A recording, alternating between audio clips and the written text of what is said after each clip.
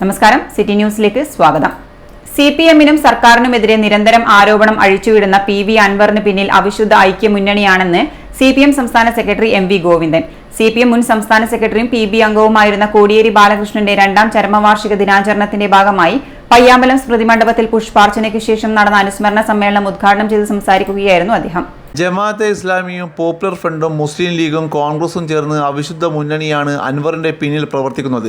കഴിഞ്ഞ ലോക്സഭാ തെരഞ്ഞെടുപ്പിലെ ഈ അവിശുദ്ധ സഖ്യം ഇടതു സർക്കാരിനും പാർട്ടിക്കുമെതിരെ ഇപ്പോൾ പ്രവർത്തിക്കുകയാണ്. ഇന്നലെ കോഴിക്കോട് നടന്ന അൻവറിന്റെ പൊതുയോഗത്തിൽ 300 പേരാണ് ഉണ്ടായിരുന്നത്. ഈ കാര്യത്തിൽ പാർട്ടിക്ക് വ്യക്തമായ കണക്കുണ്ട്. ഇതിൽ ഒരാൾ 3 വർഷം മുൻപ് പാർട്ടിയിൽ നിന്നും പുറത്താക്കിയ ഏരിയ കമ്മിറ്റി അംഗമാണ്. മറ്റൊരാൾ സംഘടനയിൽ നിന്നും പുറത്താക്കിയ ഡിവൈഎഫ്ഐ പ്രവർത്തകനും. അല്ലാതെ മറ്റാരും അൻവറിന്റെ പൊതുയോഗത്തിൽ പങ്കെടുത്തിട്ടില്ലെന്നും എം.വി. ഗോവിന്ദൻ പറഞ്ഞു. കോഴിക്കോട് പൊതുസമ്മേളനം നടത്തിയ ശേഷം തൊണ്ടവേദനയായതിനാൽ ഇനി പൊതുസമ്മേളനങ്ങൾ ഇപ്പോഴില്ലെന്നാണ് അൻവർ പറയുന്നത്. അൻവറേക്കാൾ വലിയ കരുത്തുള്ളവർ വെല്ലുവിളിച്ചിട്ടും ഒരു കുലുക്കവും സംഭവിക്കാത്ത പാർട്ടിയാണിതെന്ന് ഓർക്കണമെന്നും എം.വി. ഗോവിന്ദൻ പറഞ്ഞു. പാർട്ടിക്കെതിരെയുള്ള കടന്നാക്രമണങ്ങൾ സാമാന്യ ജനങ്ങളെ അണിനിരത്തി നേരിടും.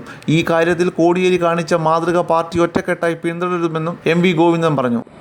പാർട്ടിയിൽ നിന്ന് ബോംബിച്ച ഊർക്കാണ് എന്ന് പറയാനാണ് അവർ ആദ്യം ശ്രമിച്ചതെങ്കിലും ഓരോരുത്തരുടെയും കയ്യിലേക്ക് കൊണ്ടുപോയി കയ്യിൽ വെച്ച് അവരോട് ചോദിച്ചു, നിങ്ങൾ എങ്ങനെയാണ്? അപ്പോൾ ഓരോരുത്തരും പറയാൻ തുടങ്ങിയതൊന്നും കമ്മ്യൂണിസ്റ്റ് എന്ന രീതിയിലല്ല.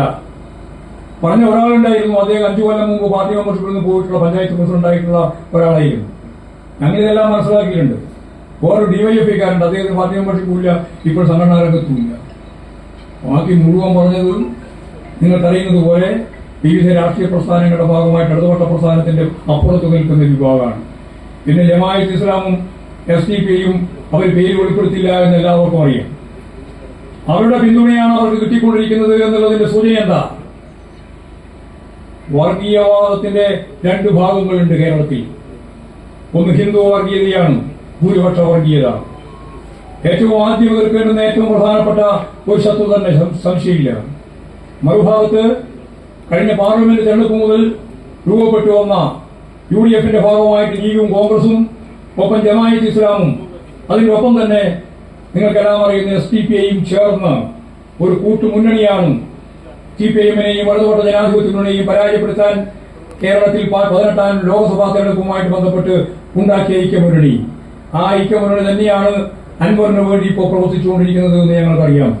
അനുസ്മരണ സമ്മേളനത്തിൽ കേന്ദ്ര കമ്മിറ്റി അംഗം E.P. ജയരാജൻ അധ്യക്ഷനായി. M.V. ജയരാജൻ സ്വാഗതം പറഞ്ഞു. പുഷ്പാർച്ചനയ്ക്ക് PB അംഗം Vrinda Karat, P.K. Shrimati, K.K. Shailaja, P. Jayarajan, P. Sasi, M.V. Jayarajan, കോടിയേരിയുടെ സഹധർമ്മിണി Vinodini, മക്കളായ ബിനോയ്, വിനീഷ്, മറ്റു കുടുംബാംഗങ്ങൾ എന്നിവർ പങ്കെടുത്തു.